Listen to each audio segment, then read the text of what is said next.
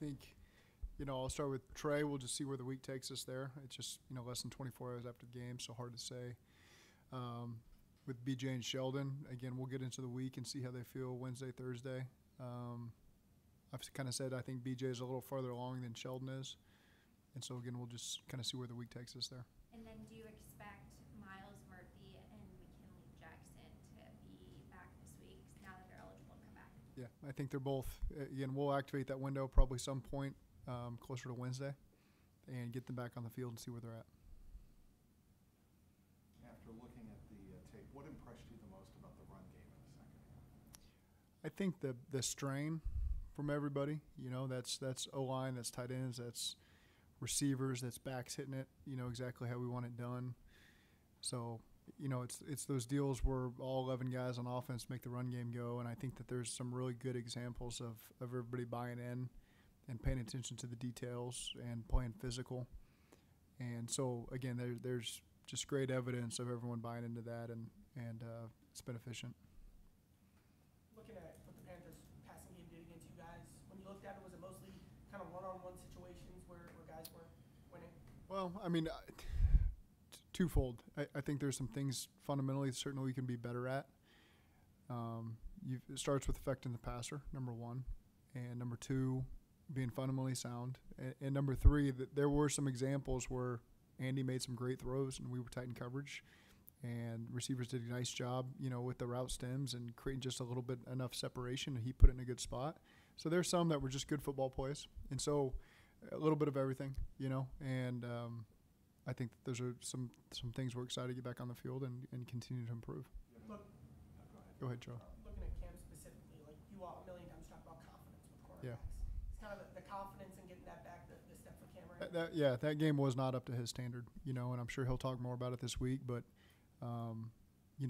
just again, he's a guy that we really lean on to be kind of a foundational piece over there. And that certainly wasn't his best game, and expect more from him going on, and that wasn't up to his standard. And I'm excited to watch how he responds to that. Given who you are up against next week, Derrick Henry and their run game, how much better do you have to be setting the edge, and especially on the perimeter in the run defense? It's a tremendous test for you because of who they've got in the backfield with the combination of Hill and Henry, and with what the running back, what the quarterback brings to the table. With Lamar. He can kill you with his arm, and he's equally as dangerous with his legs. And so there's a tremendous attack that they've got there with Ricard as well at the fullback position. And so, again, they got a lot of weapons. They use them the right way. It can really challenge you. And again, just excited to watch our defense respond. It's a great test and got a lot of confidence in them. And so there's going to be a lot of work we got to put in this week. What did you feel like you saw from Chris Jenkins? Do you feel like there was a jump from his first to second game? Yeah, I think we've gained more and more confidence. There's a lot of unknowns with him coming off the surgery and playing with the club, and the more evidence that has shown up on the tape, the more it shows we can believe in him. And it's not a matter of believing in him because he showed that during training camp. It's just a matter of how you're going to come off this surgery with the way he's got to use it right now. And I think we've seen enough through 2 games to where he deserves a lot of opportunity. Yeah, I mean, so were you guys kind of limiting him just because of that a little bit more than you maybe would have if he was, didn't have the club and all that stuff? Absolutely. Maybe willing to give him a little bit Absolutely. More now you can do that. Yeah, there's a lot of trust there. I know you guys have a long history with Vaughn, but it's kind of a 2-part question. Do you feel like you're getting what you need from him? And then is there a way for Jordan Battle to get on the field? Yeah, I think there is. I think we're always looking for guys to have opportunity that have earned it with how they approach things and how they practice. And I think with Vaughn, what some guys aren't going to get credit for is where they are in position. So the plays don't come their way because they've done a great job I think that happens a lot with Mike Hilton. That happens a lot with Von Bell. And so they're not going to get credit for it because they take away the play before the play can even get there. And they do a great job with the alignment and getting everyone communicated. And so there's a lot of things like that I don't think they'll ever get enough credit for. But there's also opportunity for a lot of your young players that are talented and continue to work hard. We'll always try to find ways to get them on the field. Just 4 games in, I realize, but the trend with 12 seems to be growing and working. Yeah. What is it you think has benefited you the most using more usage? Well, I think, again, strong belief in our offensive line, strong belief in our running backs. Our tight ends are playing really physical in the run game. But it's not just that. We feel like we can complement it in the pass game. So you're not just they're out there and it's going to be a run and there's no threat of pass. I think that we've been able through 4 weeks to find the happy medium, both those things, and that can make it all go. You said before it's taboo to give the line a game ball. Is Yeah. it? I guess you gave it to him yesterday. Yeah, I think as a coach, I got to be willing to evolve, and sometimes, that's usually how they've seen it. To be quite frank with you, and so I've adhered to that. But I thought yesterday was something worth mentioning. Do the tight ends count for that, or I guess they're not? The tight ends will have their days, and yesterday I thought it was right to make it about the offense line. What was it specifically about the offensive line that you felt like was that next level yesterday? You could feel as the game went that we had great protection. So as you're talking through concepts and what do we like, play action, all the kind of stuff. At the end of the day, it's like it all feels good because we have time to do it all. And so that's usually your first end game. Like, all right, well, the line's obviously playing really well. And then just the run game to see where it went. And, and this is, you can see it's close. There's runs that are so close to capping off for 60. And so, again, that's just being able to stick with it. And this was really the first game we had the opportunity, like we always talk about, playing with a lead. It's where you can really lean on that in the second half and in 4-minute situations. And that's where you usually pop those big runs. And that's kind of what we've seen in the past. And so I think there's still more there to be had, and that's encouraging. You have singled out Amarius after the game. What did you see on film? What have you seen last? A guy that just continues to grow with the opportunity, and I think every rep that he gets, whether it's a walkthrough, a practice, or a game, is going to be beneficial for him. And so again, I think the mental approach he has taken, and it's not too much for him. You can feel that out there for him. We know that down the line there's going to be some great tests. I thought Connie was a great test. Connie's done it in this league for a long time. He knows how to attack a tackle, and so I think that was really good to kind of get his feet wet there with a great test like that. Getting back to what you're saying about the running game a moment ago, there seems to be an instant every time Chase Brown gets a handoff where you think this one might go. Do you experience the same thing? Sure. It feels like he can be shot out of a cannon, and I just think watching him and Zach, it's just they put it where it needs to go, and so you feel like every time they hit it kind of with the right timing there, and so you feel like there's opportunity for big plays, and I think both of those guys, were kind of a shoestring away from having those 50, 60-yarders yesterday, and they'll come. If we continue to give them opportunity and continue to play the game as a team the right way, then those guys are going to get their opportunities to hit those big ones. How difficult is that throw down the middle to Yoshi balls that Burrow made? Yeah, it's tough, because he's obviously trying to measure the safeties to see where the opportunity is going to be outside, and there's only that much room for error there when you're throwing down the middle between the carry backer and the safety closing in on it, and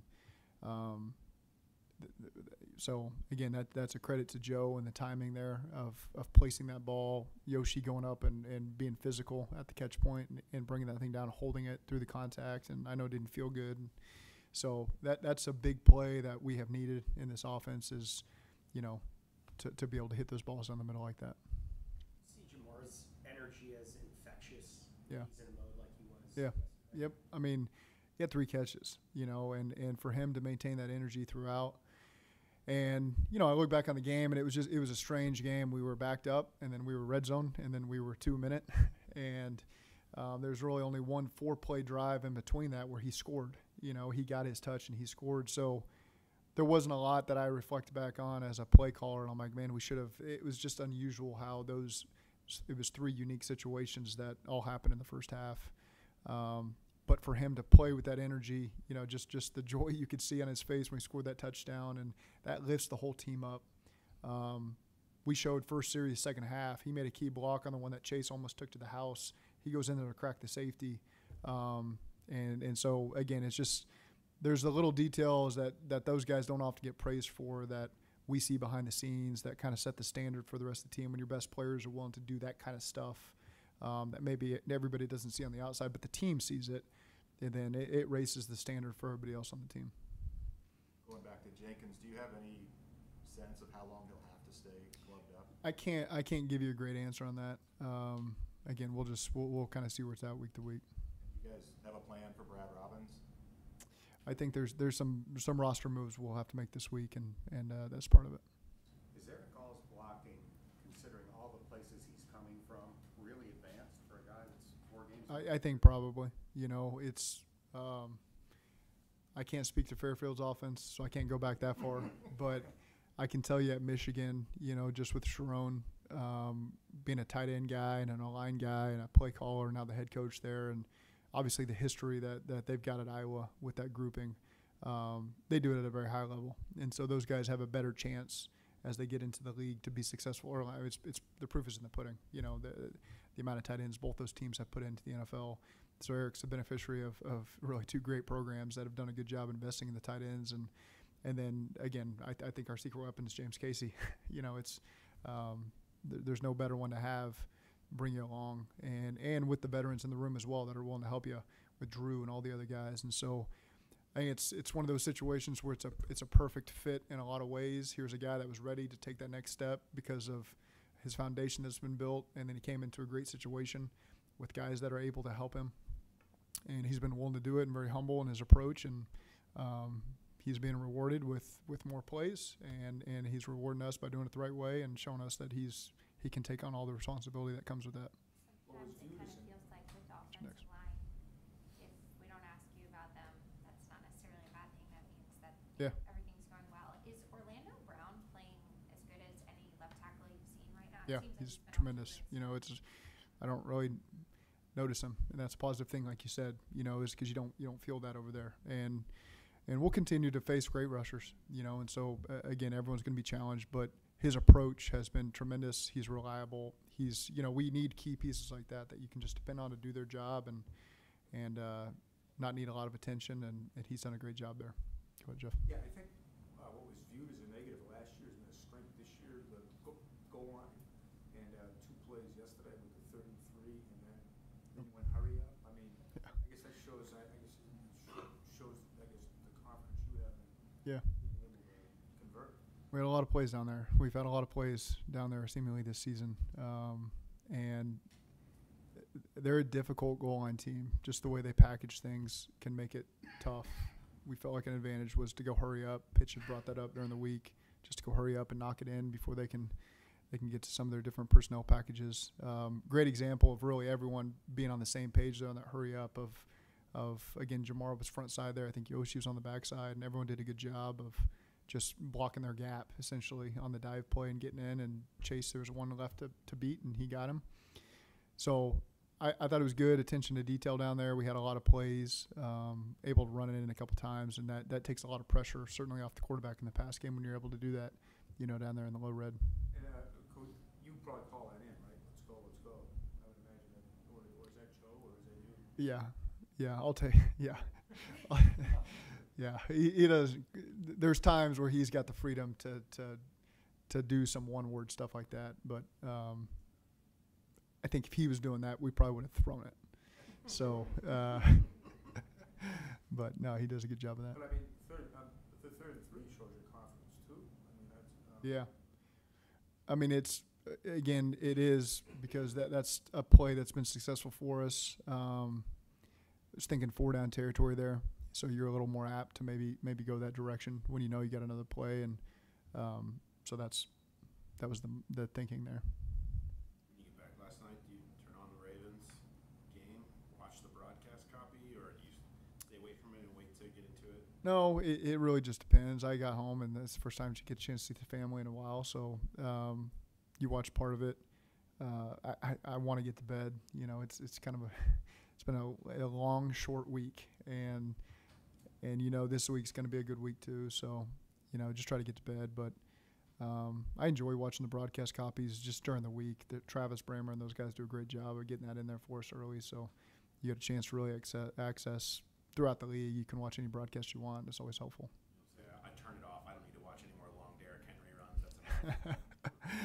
I mean, it's a great opportunity for our guys. You know, it's we finally get back in the win column, and now you get a divisional game at home, and I know we'll have a great crowd, and I thought we had a great crowd in Carolina. I was confused that for a T caught his first ball, and I could hear the T chants in the crowd, and it was really, I hadn't done a good job looking up and kind of assessing what the situation was, and you could hear it immediately. And that was one of the first things my son said when I got home was how loud the crowd was on TV, and I noticed it in the stadium. And so hats off to all those that traveled there, or maybe from the area or traveled from here. But you can feel, I mean, we have a very underrated traveling fan base.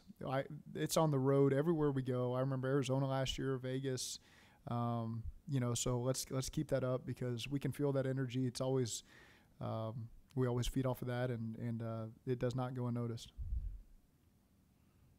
Okay, thank you.